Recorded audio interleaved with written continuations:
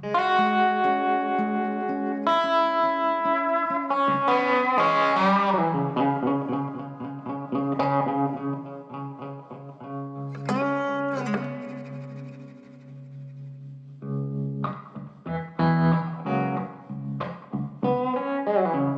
name's Phoebe, and when I pull faces like this, people think Josh and I must be related. The both of us are sailing our Adams 35 in a bloom up the serene coastline of Queensland. This episode, we find ourselves on South Percy Island after beginning our passage from the Great Keppel Island at 5 a.m. With gentle winds and a forgiving sea state, we flew our spinnaker for the first time, a milestone for us as novice sailors. With a few more nautical miles to go on this passage, we can't contain our excitement for the adventure that awaits us on these islands. Little did we know that our first brush with whales were on the horizon. But before we get ahead of ourselves, we have to sail through the sunset and into the night. Hop aboard for the adventure of a lifetime with the new kids on the dock. Passing Shoalwater Bay, which is a big military training area. They often have live firing in this general area, and it's closed to mariners. We're hoping they're not still doing live firing because we got two Black Hawks coming hot on our bow.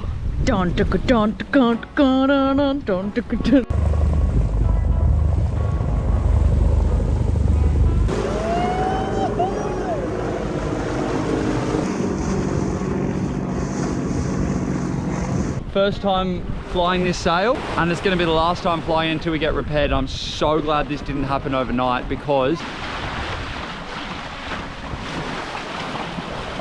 that stainless clue's let go and it's probably going to pop pretty soon, so we're going to be dropping this sail right now. That was this really salty one, wasn't it? Yeah.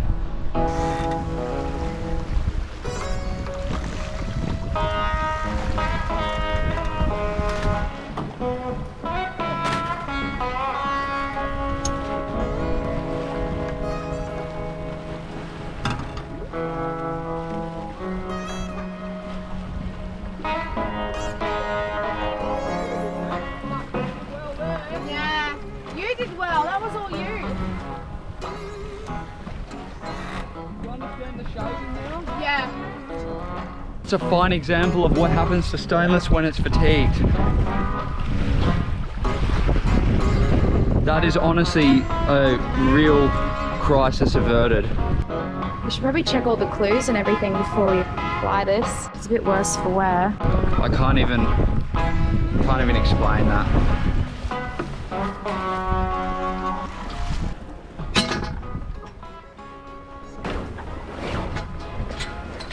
Alright, pull that in, Phoebe. Yep.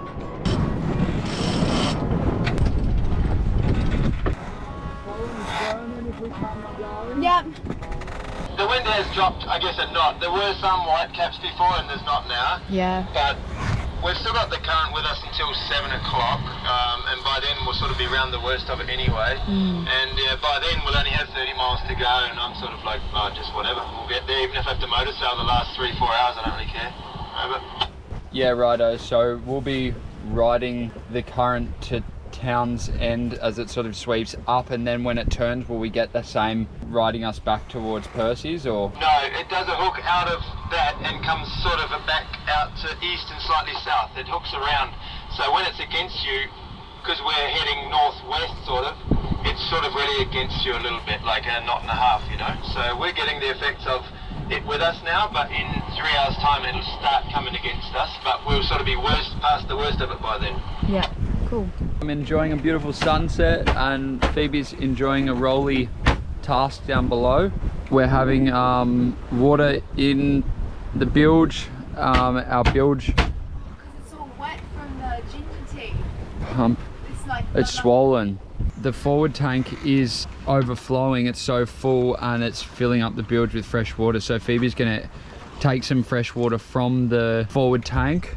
We're stoked. We're both stoked because, yeah, well, it never used to be that bad, but we're both. It's not salt water that we're dealing with. Yeah, I agree. At least it's not salt water. We can deal with fresh. We can deal with fresh. That's a good thing, yes. It's all part of the challenges, but at least it's not coming from our new bladder, so that's great news. So it's 20 to 3, safely anchored at South Keppel Island. And about 5 minutes before we dropped the anchor and we were looking for a good spot on the chart plot, of the sky lit up. Phoebe and I have kind of guessed that it's a meteor because it was a really bright blue coloured light. Yeah, and it flashed. It wasn't like a lightning hub flash. It was just like the sky just lit, like got bright and then went dark. Yeah, one off. And there's absolutely no storms around, no storm clouds. So yeah, unfortunately we didn't see the meteor itself, but we saw the effects of it, and it was pretty remarkable. Good morning, South Percy Island. We're anchored on the northern side. We woke up about half an hour ago, about 5 hours sleep, but it's really hot here this morning, so there was no chance of us sleeping in any later than that. Just munching on some food, some fruit. We're gonna head to land so that we can explore before we head to Middle Percy Island. There's an absolute psychopath running on the beach over there. And it's our friend Justine from Oasis 2. After the exact same passage that we did yesterday and arriving at the same time. So I want to be like her when I grow up. This island reminds me a lot of Scotland. I've never been, but I feel like I've been in my past life, and I feel the wind in my kilt. No, it just looks very Scottish. It looks like just the grass, and that's about it really. Oh good, Josh has put some clothes on. You should have seen what he was wearing before. Where was the glove? That leather glove is all he was wearing. You can imagine where he was wearing it. I wish we could show you the weird things that we get up to. Oh, we just, yeah. We might have to set up another platform for that sort of stuff. Won't be putting anything like that for free on YouTube anyway. Sonia's enjoying the sun. Absolutely loving North Queensland. Warm enough in the morning to get up early and lie in the sun. And then it gets pretty dark early on, so she gets to go to bed at about 5. Oh, well, maybe we talk about breakages then. Okay.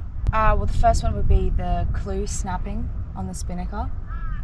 Oh, the auto helm. That was a really big one. That was a devastating one. But that's a relatively easy fix if you can glue the bracket back on. Yeah, hopefully. Phoebe spilt 2 whole I don't want to talk about 400ml mugs of ginger tea all over the boat. Like and fresh, not like fresh ginger tea too, like grated with honey.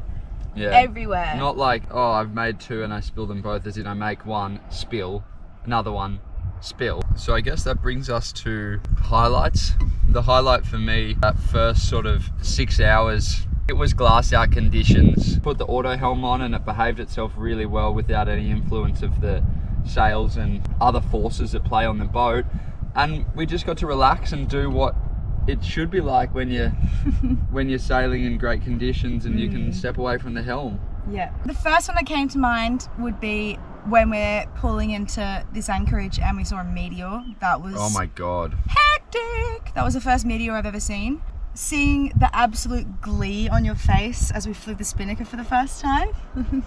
That was, yeah, I'm surprised that wasn't my highlight, but that was definitely a highlight. And then another highlight would be, and then after that you put the ladder down into the water, and then you were holding onto the ladder like that and being dragged by the boat. His whole body was just... Yeah, I had a few nude swims yesterday, and one of which was while I was still motoring. I held onto the ladder and just was dragged along underwater. Just surrendered. Through the ladder, and that was just, woo! It's hilarious. That was really good. It'd be good to do it under sail because I had a bit of fumes from the exhaust outlet, but apart from that, yeah, very nice. We're going to check out some whales. We saw them breaching and they were kind of hanging out on the surface. And we thought at first that it was like a tinny or something because it was just kind of sitting there and glistening, and then we checked it on the binoculars and they're definitely whales. So we're going to motor there, get the headsail, probably the main up as well. We're in really light winds, but if we can try and get there and not be as obstructive as possible, then yeah, we can get our first whale decision. Yeah. We're with some friends that we met in it was in Yeppoon. They sailed up with us when we left Great Keppel Island yesterday. We had a little convoy, 3 boats. Yeah. And yeah, that was your first passage with another boat, eh? Yeah, it was. Yeah, we've been cruising it for a pretty similar amounts of times, and yeah, it's just nice to... It's nice to connect with some young crew as well. Yeah, and just be adventuring with people. Yeah. So everyone's up on the bow, and now that we're getting a bit closer, they don't look like whales. It looks like waves breaking over rocks. So, yeah? They're whales? Never mind, we found them. So they were rocks. But now to the east of the island, we can actually see whales. Oh, I'm so excited. Now that we're out of the lee of the South Island, we've actually got a bit more wind now. So we'll be able to kill the throttle and chuck the headsail up. We'll get the headsail up so when we get over there we can drop the motor and just cruise with them. Although those ones kind of did look like they took a bit of a dive before, when the tails came up. Still sitting over there. I'm gonna get ready to rip this sail up. Is that all right with you?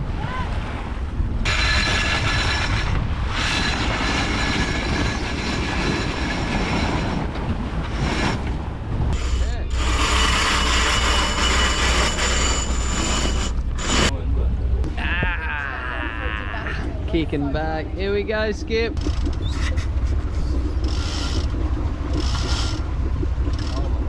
not even any... Jazzy! Jazzy! Where? Over at the Collins? Yeah, just to your bloody port side. Okay, we're gonna have to... Superb, eh? Is it? What? You right to get that? Oh, well done, well done. As the gentle breeze puffed us closer, the anticipation of our first encounter with a whale on Inner Bloom was almost too much for a human to bear. There it was, a humpback whale.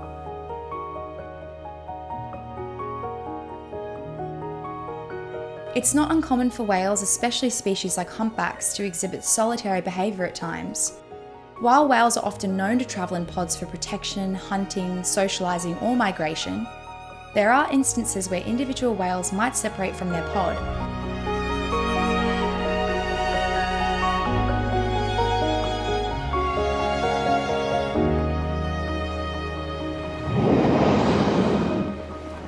A sick or injured whale might isolate itself to avoid slowing down or posing a risk to the rest of the group, or due to the social dynamics of a pod, a whale could remove itself for a time to rest before rejoining.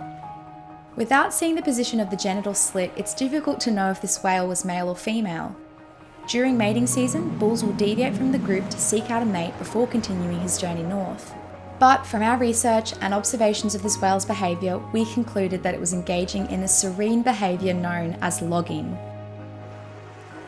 A moment of pure tranquility for the whale as it lays on the surface, simply resting in its safe haven between three islands. The sheer awe of witnessing this spectacle up close was simply indescribable.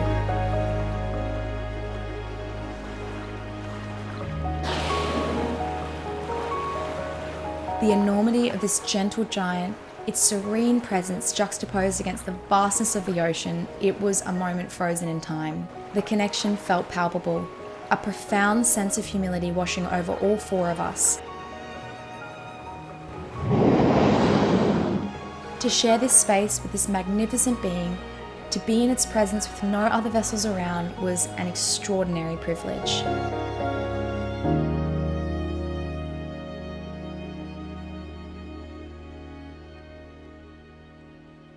You may or may not notice a pretty significant change in the attire now.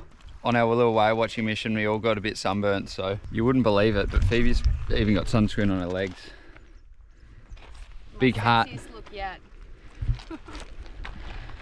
Justine's got her long ones on. Jake's speaks for himself, yeah. But yeah, first step on land in the Percy Islands. On the east coast of Australia, we're exposed to the strong southeastern wind and waves generated across the roaring 40s. This pushes all the ocean debris onto the southeast facing beaches. They host majority of scuttle from ships, treasures to many. Unable to store the rubbish aboard, and with zero bins within 80 mile, it was heartbreaking for us to have to leave this in its place.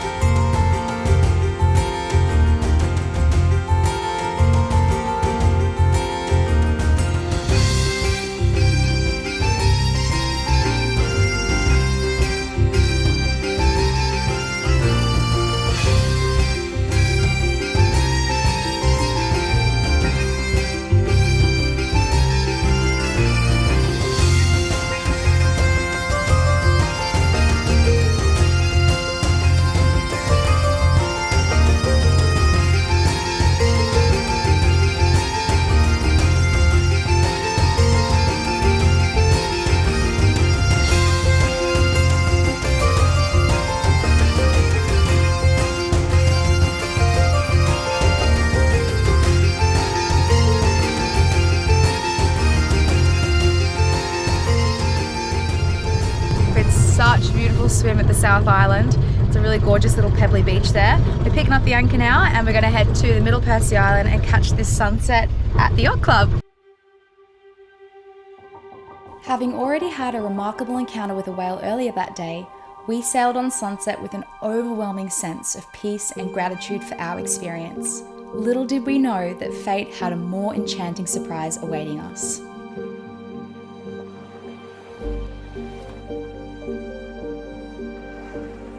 We came across another whale, floating at the surface much like the behaviour typical for a whale that's logging. With the inboard turned off, we sat there in complete silence, waiting and yearning to the song of the whale. As we drifted closer, we heard the song of not one, but two.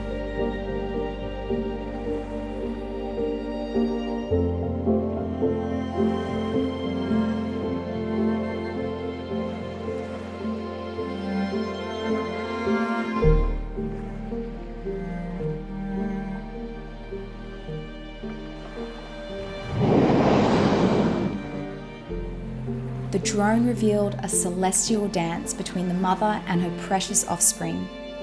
The calf, adorned in innocence, nestled closely, embraced by the tender care of its mother, as if every touch conveyed an ancient wisdom, an unspoken bond between the two.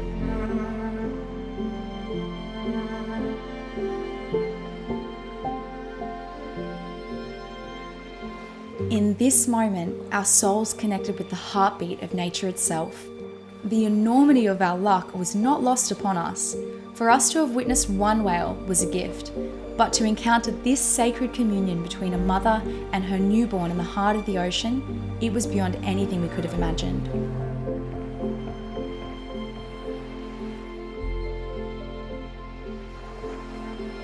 As we silently observed, humbled by the beauty of life unfolding before us, we were reminded of the preciousness of these encounters, a reminder that within the depths of the sea lies stories of tenderness, grace, and the profound magic of existence.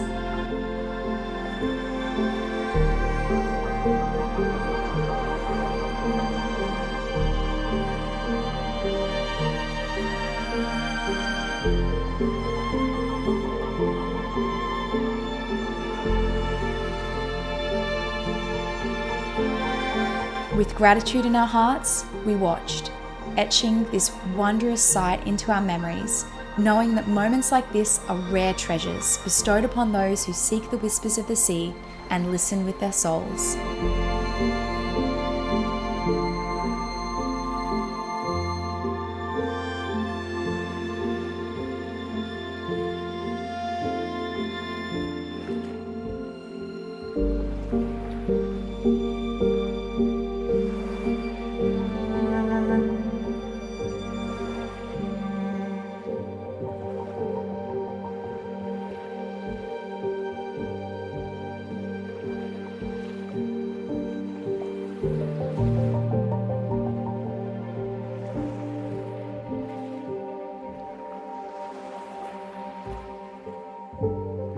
As we continued our journey, the memory of that encounter lingered.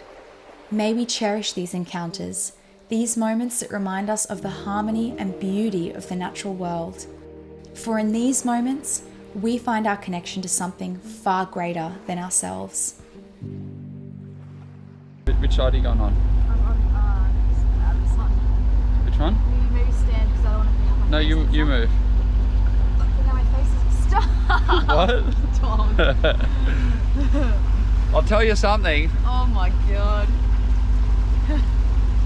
I am rattled. We just had the most incredible experience with a mother and her calf. I mean, It was so special, so peaceful and surreal. We turned the motor off, had no music playing. just sat away, and she just kind of ended up coming close to the boat. And For 40 minutes she was sitting there.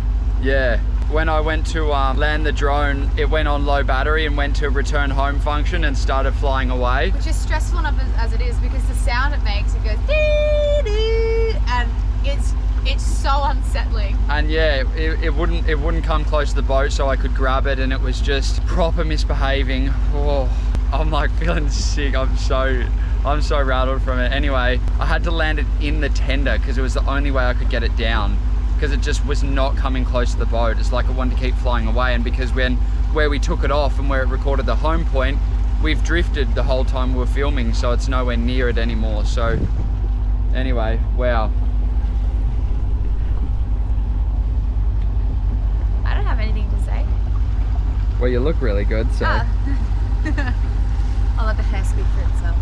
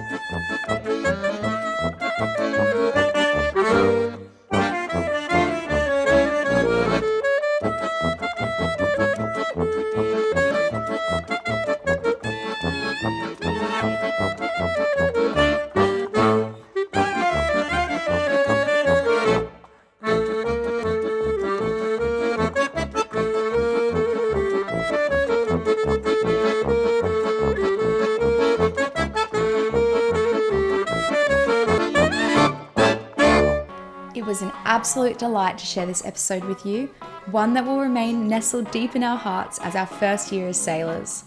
Join us next week as we venture to Middle Percy Island. See you then!